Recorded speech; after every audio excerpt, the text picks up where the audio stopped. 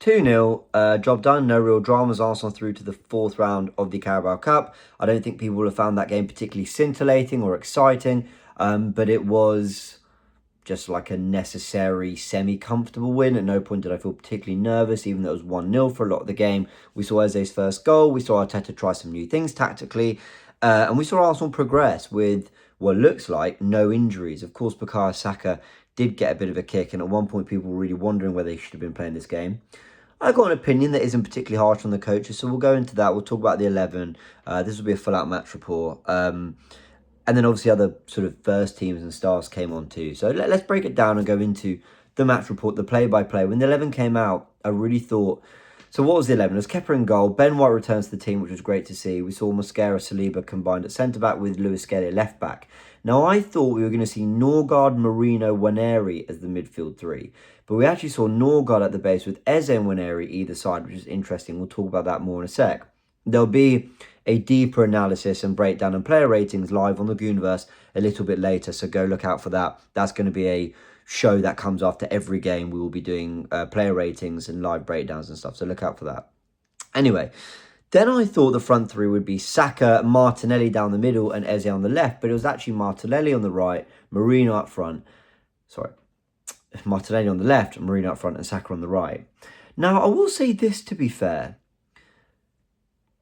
I tweeted from the Goonerverse account, I thought, surely not. Surely it's not going to be Marino up front. And that's how Sky Sports had the lineup graphic. I thought, can't be. But to be fair, I kind of see why Arteta did it. And actually, though I never really want to see Marino up front again, I don't think there's any need to. And I want to see more of Martinelli up front, especially when you look at the 2 goals he scored last week. I can see what Arteta wanted to try and wanted to see this week, which was Eze with another sort of 10, basically 2 10s and a more defensive ball-winning number 6. And actually, if I had to pick going into this game, what would I rather see? How we do with 2 advanced 8s or 2 10s, should we say? Or how we do with Martinelli up front? I'd always pick the former. I'd rather see how we do with Eze and Nwaneri in those pockets. So while kind of my instant reaction was, oh, is that Marino up front? Really? I've got to give Arteta credit for ultimately lining up that group of players the way I'd like to have seen them. And I think we learned a few things. And again, we'll talk about that as we go on. But other people would have complained about Saka starting. And you know what? I kind of get it. I'm torn. What I'd like to have seen was Saka come on for 30 minutes or at best start and come off at half time. I'm not sure quite 1 hour of football does when he's played 45 minutes against... 45 minutes against City, and he's going to have to start against Newcastle, you imagine. He's going to have to start against Olympiacos next week, and he's going to have to start against West Ham after that. So that is basically back-to-back, a 45 minutes, a 60 minutes, followed by 3 90s, off the back of a hamstring injury, off the back of a season where he had his worst injury with 4 months out with hamstring surgery. He's a player that gets clattered all the time. I don't love it, but again, we've got to... For all I want to moan, I always have to stop myself a bit. I mean, you know, there are things I moan about that I'm unapologetically complaining with. But there's certain things where you also stop and you go, well, hold on. Like, there are medical staff, there are professionals, there are people behind the scenes saying what would be most helpful to Bukayo Saka and getting him up to speed. Because as much as I want him fit for Newcastle, I also want him looking good for that game. And to get there, he has to play more minutes, and he has to get minutes in the legs, and he has to... I said the same thing there. He has to just get time with the ball, time with the team. So, okay, he went that way. Then we go into the game in general. The goal happens quite early, so we'll address that quite quickly. It's a good goal. I mean, I like what lewis-skelly did. Whether he gets a touch or not, it's either a fake to let it run beyond, or he's delicately just rolled it towards Eze. The point is he's understood Eze's in that position. So lewis-skelly definitely does well to play a part. But Martinelli's got the ball out wide. And he does this thing quite a lot. When he gets into that position and he's not going to beat the fullback and he's not going to dig out a cross, he'll opt for that kind of pass in the inside channel. And I think he struggles to find Declan Rice there. But he did find Eze, again, with the help of lewis-skelly on the way.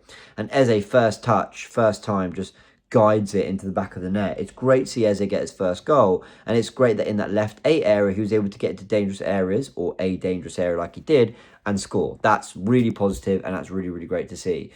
He took his finish really, really well, and this is someone who I think is going to get quite a lot of goals and quite a lot of assists, because I don't think he needs many opportunities to put up numbers. I think this is a very, very productive player whose numbers at Palace were impressive. I think last season might have been his best number, his best set of numbers. I'm not 100% sure. But when you look at what he did for Palace in the FA Cup semis, the FA Cup final, and other big games, this is someone who he is pretty, what's the word, efficient. He's a bit of a killer in front of goal. And look, what's he got now? An assist, a really great assist for Gyökeres with that sort of cutback against Forest from that running beyond. I don't think people realise how difficult that sort of taking a ball from that height and letting it fall and then rolling it across goal. I don't think people realise quite how difficult that is. Sorry, that's very condescending of me. I'm sure a lot of people do, but maybe some will have missed. That was a great assist. It's a great assist for Martinelli, and now he's got a great goal. So that's a goal and 2 assists in 5 appearances for Arsenal.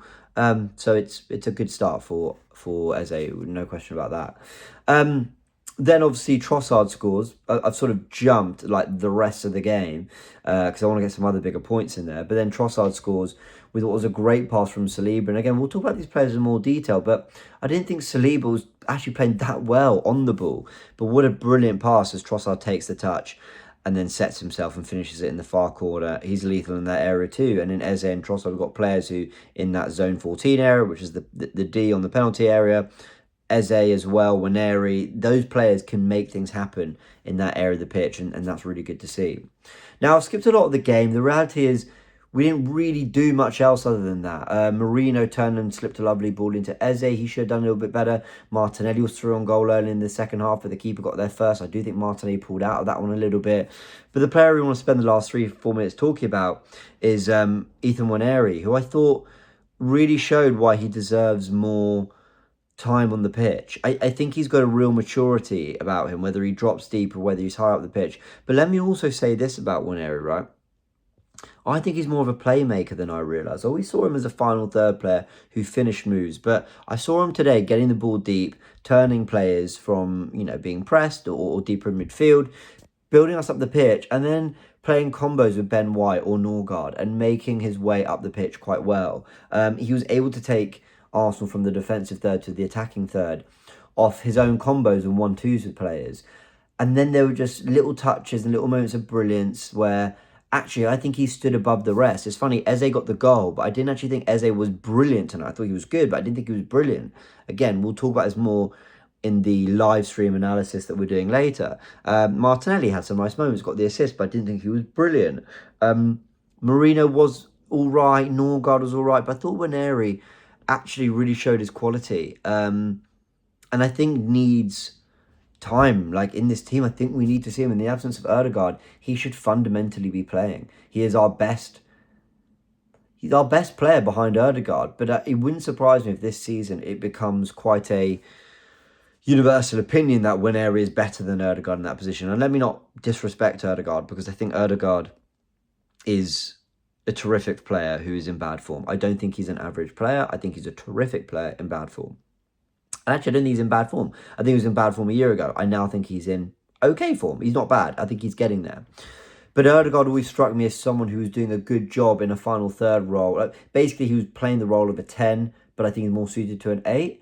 Whereas Nwaneri, I always thought was more winger, but now I'm like, no, you could be the 10. You could be the player who really knits the middle third to the attacking third, and that frees up Ødegaard to do a different role. I mean, maybe they could play together, and for that fit in the team, when you see how often they drift out wide to the touchline, have to be involved in build-up, think of the areas Merino was in against Man City, you think, well, Nwaneri might be perfect for that, for dribbling out of positions from the touchline, linking play up the pitch, but then also getting to those central areas and trying to have key moments.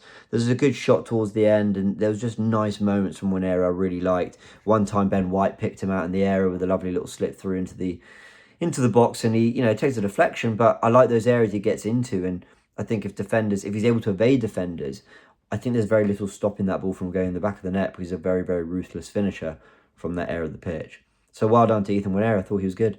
He was probably my man of the match. But well done to Eze on his first goal, Trossard on the goal. We then saw Rice come on, Gabriel came on, Gyökeres came on. I mean, Dalman. I mean, we've got to say a minute on him. I mean, Dalman came on And there were some lovely touches. One flick down the line, a lovely ball over the top to Gyökeres. Gyökeres, I think, should have done better. It took a little bit too long to get a shot away. But hard to know when you're trying to set yourself. You never quite know how much time they've got. Maybe I'm giving the benefit of the doubt too much. But yeah, it was good to see Dauman, who I don't think did much in terms of from a dribbling sense, but certainly some lovely passes, neat touches, showed good strength when he was being tackled and pressed. And there were moments like that you thought, yeah, he really does belong at this level. So well done to Max. And good to see Gyökeres getting some minutes, though. It didn't really amount to anything, but, you know, he will keep running channels and he'll get goals, I've no doubt about that. I think if he started, he would have scored. But, I mean, we can't really know that, right? That's pretty much it on the match report. There will be another video on this channel straight after this where we'll react to the draw, and there'll be a live stream on the Goonerverse where we're talking about the players in more detail, where we're going into analysis of a few bits and bobs we did in this game, things that Arteta tested, talk about Max Dauman a little bit more, and we'll do ratings, which will be run by the Goonerverse community, so go look out for that on the Goonerverse a little bit later. All right, everyone, really appreciate you joining me. Big thanks. Let me know your thoughts in the comment section below. Arsenal have beaten Port Vale 2-0 away from home and progressed to the 4th round of the Carabao Cup.